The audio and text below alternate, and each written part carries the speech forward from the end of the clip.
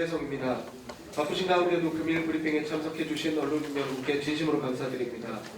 금일 브리핑은 경북 산불 피해 복구를 위한 특별법 제정과 정부 추경 및 도피 특별 지원 건의 그리고 피해 지역 주민에 대한 지원 대책에 대한 내용을 담았습니다. 그럼 지금부터 이철우 도지사께서 언론 브리핑을 시작하도록 하겠습니다. 산불 낳는 대책을 우리가 할 수 있는 것은 대부분 다 추진을 했고 대부분이 국가에서 해야 됩니다. 산불 났는 데를 그대로 복구하는 일도 국비로 대부분 되고 우리는 주민 대피, 주민들께서 어떻게 생활을 하는데 편리한 도모를 해주는 이런 것들은 제가 나가 있어도 일일이 챙겼고 언론 여러분들 아시다시피 토요일, 일요일날도 현장에 다 체크를 했습니다.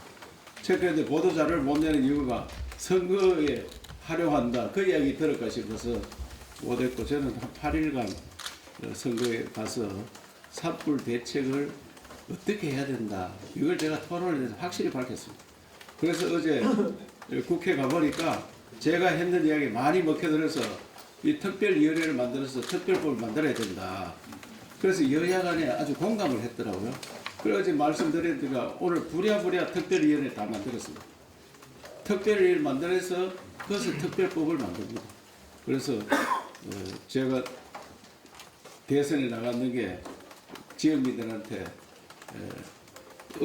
많은 걱정도 끼쳤지만 전국적으로 울림이 있어서 특별법 만드는 데는 굉장히 도움이 됐다.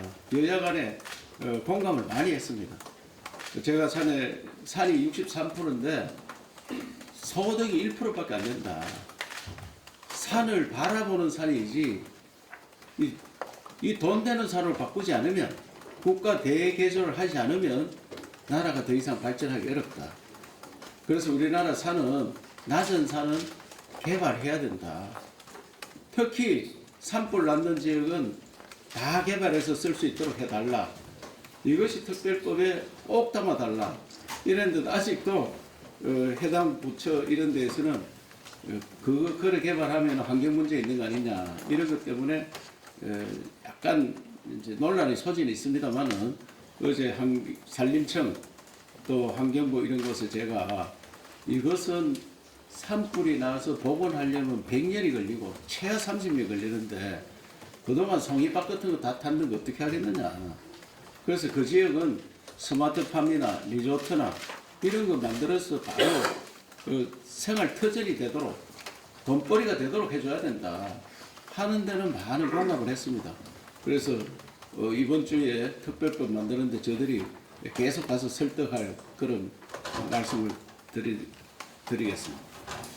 또 무엇보다도 이번 산은 피해 주민들한테 어떻게 하면 집을 빨리 임시주택도 빨리 들어갈 수 있도록 하느냐. 지금 한 3,000여 채를 준비하고 있는데 5월 말까지는 무조건 입주가 되도록 그렇게 준비를 하고 있고 지금부터 입주가 시작된 곳도 있습니다. 있기 때문에 저들이 특별히 준비한다는 말씀을 드리고 달기 약수탕을 그저께 제가 가서 봤는데 24채가 탔더라고요. 그래서 그 지역은 도시계획을 새로 해서 완전 관광단지화 해야 되겠다. 그래 만들고 임시로 장사를 할 수 있도록 그 도에서 충분히 준비를 하겠다. 30평 정도의 임시 상가를 만들어서 그 인근에 만들어 드린 걸로 오늘도 제가 상가 회장님과 통화를 했더니 지금 한 14가구 정도가 장사를 하겠다. 그러면 24가구 탔는데 다른 분들은 어떻게 하느냐 하니까 이제 연세가 있어 장사 접으려고 하는 분도 있고 새로 들어왔는 분들은 집지가 하는 것보다는 딴 데 가겠다 이런 말씀들을 하셔서 그래도 그게 장사가 되도록 적극 지원해서 임시 상가를 만들어서 임시 상가 만드는데 빠르면 한 열흘 정도 하면 만들 수 있습니다. 빠르면 한 열흘 정도 해서 만들어서 장사하도록 바로 오픈하겠다 그런 말씀을 드리고 가장 중요한 것은 이재민들이 많이 생겼는데 가수원이 탔다. 자기가 생활 터전이 없어졌다. 이런 분들을 어떻게 하겠느냐. 그래서 제가 그런 분들은 우리 예비비를 사용해서 공공형 일자리를 만들자. 공공형 일자리.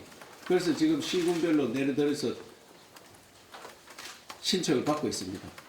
그 한 달에 하루에 한 4-4시간 일하고 한 120만 원 정도 소득이 되면은 충분할 거다 이렇게 생각하는데, 제가 송이밭 찾는 분들한테 가서 물어보니까 연간 한 500만 원 수입이 됐다 하더라고요. 평균 500만 원 수입. 뭐 아이 될 때는 뭐 1000만 원, 2000만 원 될 때도 있었지만 지금은 송이가 많이 줄어서 한 500만 원 수입 되면은 그분들이 일자리를 만들어주고, 그런 우선에 이재민들 일자리를 만들어서 가수원이 탔는데 몇 년이 걸리잖아요. 가수원 그 복구하려면 그 사이 일자리를 만드는데 연말까지는 우리 도에서 우선에 지원해서 당장 일자리를 한 2,000개 정도 만들겠다 이렇게 말씀을 드리고, 6월 달부터 장마가 되면 어떻게 되겠느냐, 2차 피해.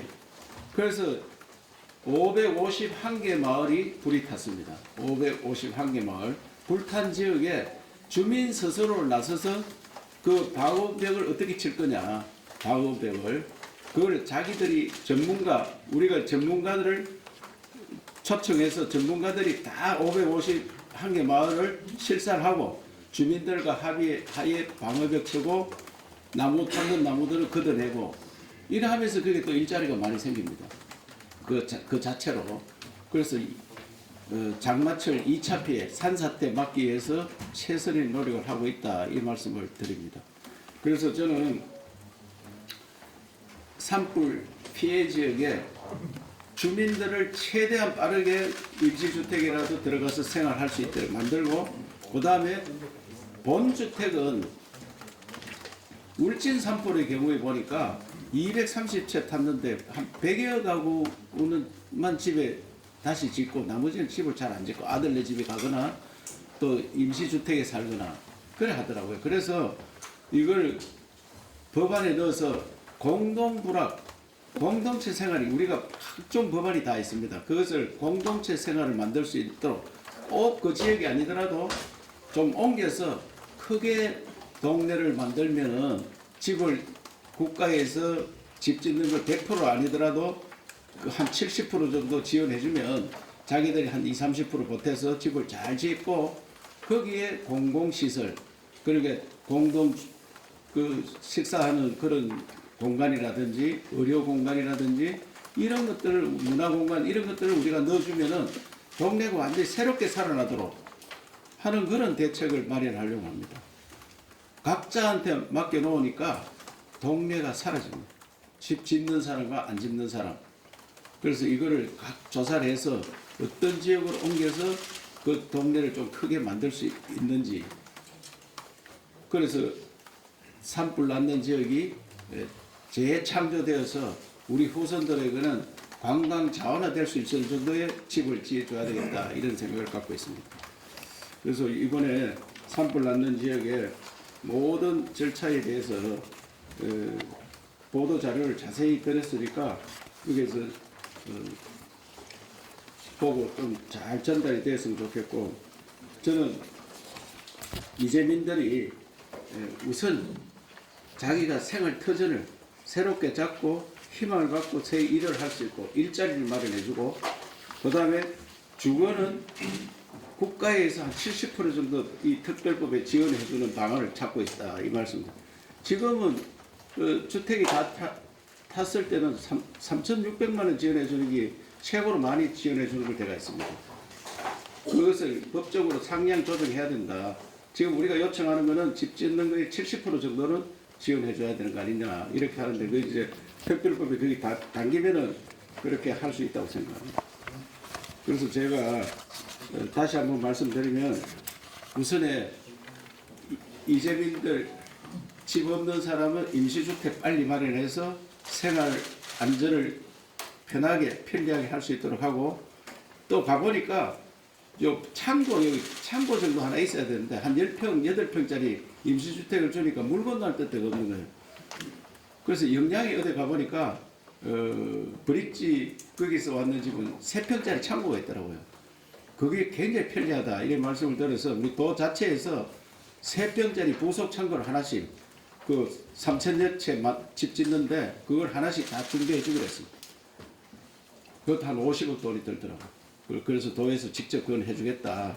그래서 그 어떻게 하면 주민을 좀 더 편리하게 모시느냐. 그리고 이재민들이 당장 먹고 살 거 일거리 어떻게 만들 거냐. 일거리 만드는데 우리 도에서 예민이 있어서 시군과 협의해서 당장 지금 조사를 받고 그분들을 모시도록 그래 하고 있다. 그리고 난 다음에 항구복구는 특별법에도 담지만은 우리나라 법 자체가 재난관리법이 다 있습니다. 그렇기 때문에 지금 한 1조 정도 피해가 나면은 항구복구비는 한 2조 넘어 듭니다. 한 2배 이상 듭니다, 원래.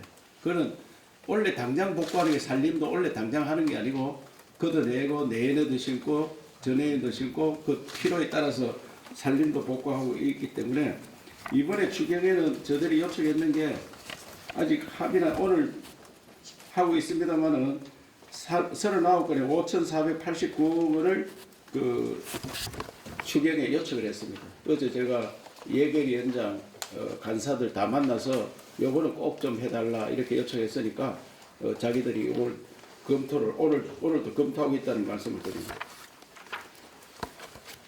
그래서 그리고 이제 2월 장마에 대비해서 어떻게든지 2차 산사태가 안 나도록 전문가 동원해서 전문가들이 551개 마을을 다 조사해가 어떤 시설을 해야지 이 동네를 산사태를 방어할 수 있느냐, 2차 피해를 방어할 수 있느냐, 그 시설을 그 동민들과 함께 하면은 그것도 일자리가 많이 생깁니다. 그걸 준비하고 있다는 말씀을 드리고 피해복을 걷어 내려와서 그걸 또 새롭게 생산 제품을 만들면 또 일자리 생기고 그래서 일자리 만들어서 지금 가수원 또 자기가 생계 문제가 있는 분들이 생계 해결할 수 있는데 최선을 노력을 다하고 있다는 그런 말씀을 드립니다. 자료를 다 드렸죠. 보도 자료 보고 좀 자세히 잘 써주시고 어쨌든 이재민들이 빠르게 집에 들어갈 수 있도록 제가 가는 곳마다 빨리 좀 시군해서 같이 협조해서 하자 이러니까 지금 임시주택도 여러 가지 형태가 있습니다. 여러 가지 형태로 만들고 있다는 말씀을 드리겠습니다. 전 시장도 처음엔 반대하다가 뭐 갑자기 이제 그 길을 열어놓는다고 그랬는데 그에 대한 뭐 의견을 좀.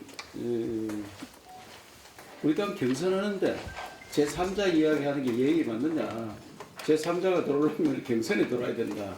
이렇게 이제 경선에 못 들었으니까 당의 입장에서 보면은 우리 당 후보가 여론조사에서 계속 진다. 그러면 제3의 인물이 가능하다. 그러면 빅텐트 그거는 뭐 가능하다고 저는 생각. 빅텐트 가능하다. 자유우파의 성별에 의해서 빅텐트 가능하다. 그렇게 생각합니다. 제가 여기서 뭐 들어야 되느냐 못 들어야 되느냐 거의 답변 드리기는 부적절하기 때문에 나중에 개인적으로 말씀드립니다. 네. 네, 추가로 질의하실 분. 네. 마이크 들으라. 예, 수달로 연구소이사입니다. 이번에 참 고생 많이 하셨습니다. 너무너무 신선한 모습이었는데 좀 안타깝지만 그래도 1차 통하시고 2차 당은 제가 많은 등들이 잘 나오신 걸 알고 있습니다. 더욱더 해가지고 앞으로 미래 비전에 다시 꼭 꿈을 이루시기 바랍니다. 오늘 제가 질문을 아까 그 모듈러 주택 문제인데 분이 지금 분양이 6채를 지금 지었거든요. 사는 분 한번 찾아가 봤더니만은 여기 살고 싶다 이러더라고요. 그러면 혹시 그게 기간이 끝나고 나서 그쪽에서 사주도록 집을 안 짓고 그 집으로 이렇게 쓸 수 있는 그런 방안은 혹시 없으십니까? 그래서 제가 이제 걱정하는 게 지금 우리가 임시주택을 만들어 드리는데 혼자 사는 분들은 한 10평, 8평 되니까 그 정도 하면 살만하다 이렇게 생각해서 울진 같은 경우도 2년 지나도 반납이 안 되고 그냥 살고 싶어 해서 자기가 불화받던 경우도 있는데 그래 하면은 동네가 사라지기 때문에 저는 어떻게든지 임시주택을 하고 본집을 짓도록 정부에서 지원을 더 많이 해줘서 본집을 짓도록 해야지 우리 지방 소멸을 막는다. 그래서 법에다 그걸 담고 싶은 마음이 꿀 것 같은데 그게 뭐 헌법에 이연이 될 가능성도 크고 그래서 그것까지는 지금 검토를 하고 있습니다만 집이 사라진 데는 국가에서 70% 지원해 줄게 집을 지어라 이렇게 해야 되는데 연세가 90대였다 내가 그 몇 날 더 산다고 그게 집을 짓겠느냐 임시주택 이것도 너무 편하다 이런 생각을 자꾸 갖고 계셔서 걱정을 많이 하고 있어요. 그래서 압축도시 그 우리 자체적으로 현행법에 있는 도시를 만드는 게 있거든요.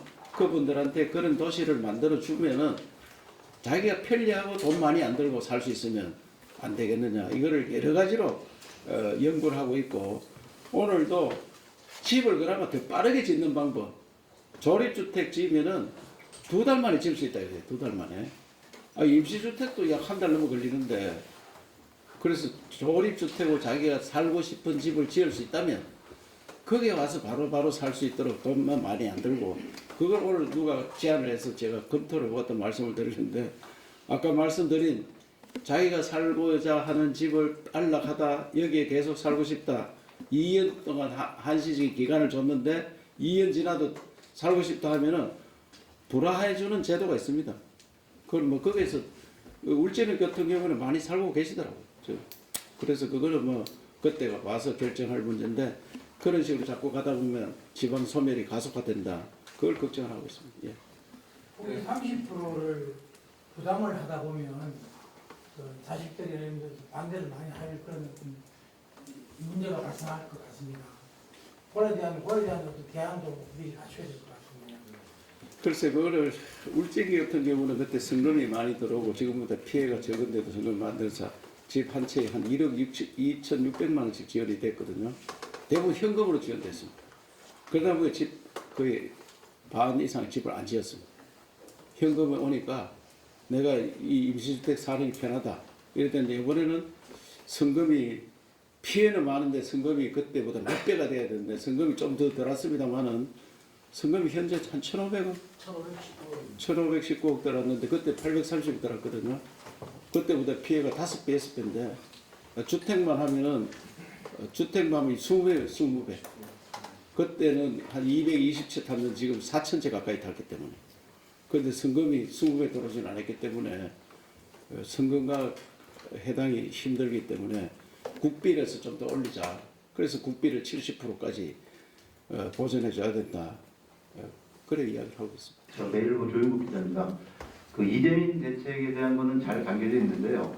지금 보면 공장하시는 중소기업 분들이 피해도 막대한데요. 이분들 얘기 들어보면은 그 철거라든지 뭐 안에 기계라든지 이런 거에 대한 거 자기네들이 다 지금 철거 자기네 돈으로 하고 그 뭐 지원해 주는 거는 이자 보전하는 대출밖에 안내가 없더라. 그래서 불만이 많던데요. 그 중소기업에 대한 실질적인 그 보상안이 담겨져 있는지 궁금합니다. 그래 그게 현재 우리 재난법에는 기업은 자기들이 화재 보험이나 들었는 이걸 자체적으로 해결할 때가 있습니다. 그래서 중소기업청하고 많이 협의해서 이번 특별법에는 그게 피해 주민들 관련해서 환경 문제, 그 공장 탔는 거 철거하는 문제, 그 다음에 공장 할 때 이자 지원, 공장 짓도록 해주고 이런 것들을 무이자로 해주는 이런 것들을 많이 검토하고 있다. 중소기업 대책을 별도로 수립하고 있습니다. 그에 대해서 우리 최은숙 국장이 우리 특별히 요청해놨는데 한번 말씀해 보세요. 저희들 원래 그 재난 그 특별하면은 기업은 제외되어 있지만 이번에 특별하게 중소기업들이 많고 소상공인들이 많기 때문에 저희들이 철거비 요청했는데 아마 지금 국회에 그 예산이 요번에 담아 있을 것 같고요. 그리고 또 복구비도 저희들이 이게 지금까지는 계속 이제 문자로만 지원을 했었는데 긴급적인 자금을 했는데 요번에 복구비도 일부는 정부 예산을 좀 지원해 주십사고 했는데 아마 예산의 일정 부분은 지금 추경에 담겨질 거라고 저희들이 좀 판단하고 있습니다. 그래서 지금까지는 그분들 말씀대로 지원이 거의 없었는데 이번에는 그 공장 피해도 지원을 해주자 이렇게 좀 특별법을 좀 담으려고 준비를 하고 있습니다. 예. 네, 다음은 문정욱 기자님. 예, 수고 많으십니다. 그 아까 브리핑 하실 때 추경 요청한 게 39건에 5,489억 원이라고 했는데 예. 이게 정부 예산안에 편성된 걸 얘기하는 겁니까? 아니면 그거 빼고 국회에서 정액시킬 내용입니까? 이거 두 개가 핫팩인 건지 구분 좀 해주시기 바랍니다. 정부에서 반영된 건 928억이고 현재 정부에서 하는 것 중에 이연목 재건만 반영됐고 시간이 급하기 때문에 정부도 국회에서 같이 의논하자 시간이 없기 때문에 그래서 요거는 국회와 정부 간에 서로 상의된 금액입니다. 그러면 국회 정액이 4,561억 원을 요청해 놨습니다. 정부안은 거의 정부안에는 하나만 반영됐습니다. 이연목 제거하는 거 928억. 그리고 지금 오늘 브리핑 내용하고는 조금 다른 건데 지금 각 당의 대선 후보가 거의 이제 선출되고 있는 과정인데 우리가 대선 공약 준비가 지금 되어가고 있는 중인 걸로 알고 있는데 거기에 대해서 조금 말씀해 주시죠. 대선 공약은 이제 지방의 공동 공약 이런 것들은 제가 빼놓고 우리 도에서 필요한 10가지를 준비해서 오늘 내일 중에 결론을 내가 보고를 드릴 예정입니다. 거의 다 준비가 됐는데 어제 제가 1차 회의를 하니까 우리 실국에서 너무 많이 준비를 해가지고 한 7, 80가지를 가져왔길래 이걸 융합해서 한 10가지로 줄이자. 그래서 10가지를 줄여서 보고하면은 통상 시도별로 한 7가지 가져오라 합니다. 7가지. 7가지가 자기들이 공약으로 채택해 주는데 뭐 이때까지 공약 많이 제안했지만은 공약이 공약으로 끝나는 경우가 많습니다. 예. 그래서 저들이 어떻게 추진하느냐 그게 더 관건이기 때문에 사실 윤석열 정부에서는 저들이 공약 외에도 많이 추진을 해왔습니다. 그런데 이 정부에 따라서 이제 이게 조금씩 달라질 수 있는데 우리가 노력하기 달렸다 그 생각합니다. 오늘 에이펙 관련으로도 뭔가 얘기를 하신다고 이제 브리핑에 있어가지고 왔는데요. 뭐 아시겠지만 이게 국비 같은 게 만찬장이라든지 엄청 극소수의 예산만 지금 편성이 됐고 나머지는 지금 거기 추경에 건의를 하긴 했는데 잘 안 된 걸로 알고 있습니다. 그래서 원래 에이펙 관련으로 엄청 열심히 준비도 하셨었고 열의를 다시셨는데 지금 상황이 어떤지 그게 6월 이후에 뭔가 좀 반전의 기회가 있을지 뭐 이런 걸 여쭤보고 싶습니다. 에이펙은 당초에 정부 예산으로 거의 많이 됐고요. 우리가 이제 에이펙 이후의 예산이라든지 이런 것들을 지난 국회 때, 연말 국회 때 요청을 많이 했었는데 뭐 감액 예산만 통과되는 바람에 우리끼리 전혀 안 됐거든요. 이번에 긴급 추경에는 우리가 지금 380억을 요청해 놨습니다. 380억. 그렇기 때문에 이 380억은 어제도 제가 예결위원장, 예결위 간사들 만나서 가능한 부분이 자기들이 챙기는 부분이 많이 있고 각 부처에서 또 우리하고 상의 안 된 거 자기들이 하고 싶은 그런 것들이 있습니다. 복지 분야도 있고 그런 분야에 대해서 추경을 조금 챙기겠다 이래 하기 때문에 추경 예산은 지금 여야 간에 에이펙은 자기 거라 생각하는 경우가 많더라고요. 민주당은 우리가 에이펙 하는 거 아니냐 이렇게 생각하고 국민의힘도 우리가 시작했으니까 우리가 하는 거 아니냐. 그 쉽게 하면 6월 3일 대통령 뽑히는 사람이 서로 다 자신 있다 생각해서 에이펙 예산은 생각보다 쉽게 찾아올 걸로 그렇게 생각합니다. 어제 제가 한 바퀴 돌아보니까 내실 자기 예산이라 생각하고 있다 그 말씀을 드립니다. 네. 다음 김덕수 국장님. 이해가 가죠. 자기 예산을 하는 게 자기가 대통령이 된다 이 말입니다. 그러니까 예산 챙겨놔야지 내가 에이펙 의장 아니냐. 그렇기 때문에 에이펙에 대해서 자기 스스로 좀 더 적극적으로 하는 그런 분위기였다 이 말씀입니다. 우리 지역의 관광객이 이제 아무래도 불나고 이러니까 가서 술 먹고 밥 먹고 해도 되느냐 그 사람들을 미안해서 이런 생각을 갖고 있더라고요. 그래 월요일부터 월드 옥타라고 한 수천 명이 오는 그 국제 행사를 하는데 이건 오래전에 유치를 했거든요. 유치를 하는 건데 그 또 월드 옥타에 와가지고 이 사람들이 식사를 하느냐 마느냐 뭐 그런 걱정들을 했길래 제가 이럴 때일수록 더 식사 자리하고 놀러 다니고 호텔도 많이 써야 된다. 그래야지 경기가 살아나는 거 아니냐. 또 일부 피해 주민들은 우리가 이게 어려운데 그렇게 흥청망청이냐 이렇게 생각할 수 있지만 그래서 서로 이해를 하고 관광객을 많이 끌어들이는 일을 해야 된다. 그래서 도에서도 며칠 좀 지나고 나면은 피해 주민들 집도 좀 들어가고 이래야지 안심이 되는 가운데 관광객도 좀 유치하고 해야 되는 거 아니냐. 그래서 요 4월 말 5월 중순쯤 되면 거의 다 이제 이재민들도 임시주택에 들어가고 하면은 그때 대대적인 홍보를 하려고 합니다. 홍보를 해서 경북으로 오시라. 특히 5개 시군에 와서 좀 위로도 될 겸 그 관광도 하시도록 그렇게 대대적 홍보를 하고 우리 도의 예산을 충분히 반영해서 그렇게 계획을 추진하고 있다는 말씀을 드립니다. 네.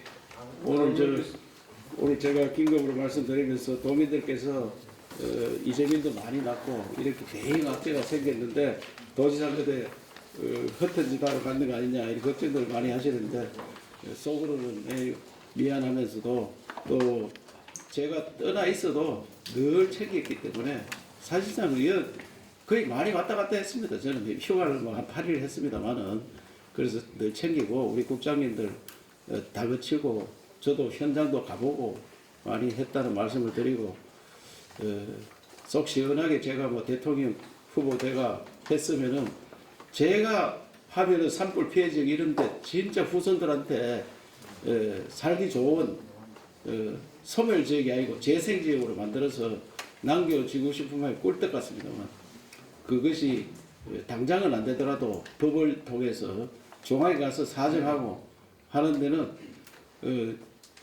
좀 더 말빨이 잘 먹힐 것 같습니다. 제가 해보니까 이번에 산불 이런 대책을 제가 공개 토론에서 막 이야기하고 했더니 어제 국회 가니까 도지사 했는 이야기가 다 공감이 간다.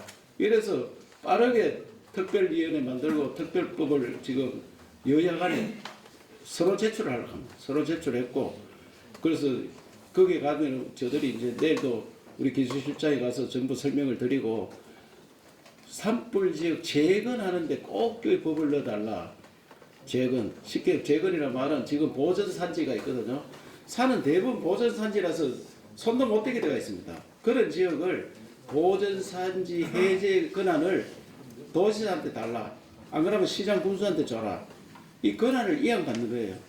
이양받으면 나한테 권한이 오면은 50m, 100m 다른 산은 거기에 스마트팜이라든지 다른 돈 되는 작물을 심어서 쓸 수 있도록 하겠다. 산사태 방지해놓고 그런 시설로 쓰면 땅값도 싸고 소득이 되도록 하는 개발이 되도록 해야 된다.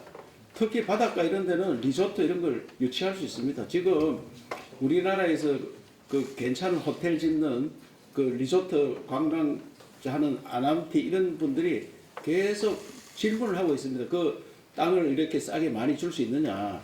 그러면 거기에 관광시설을 만들겠다. 그런데 현재는 법에 막혀서 못 하거든요. 법에 막혀서. 산에 집 못 짓습니다.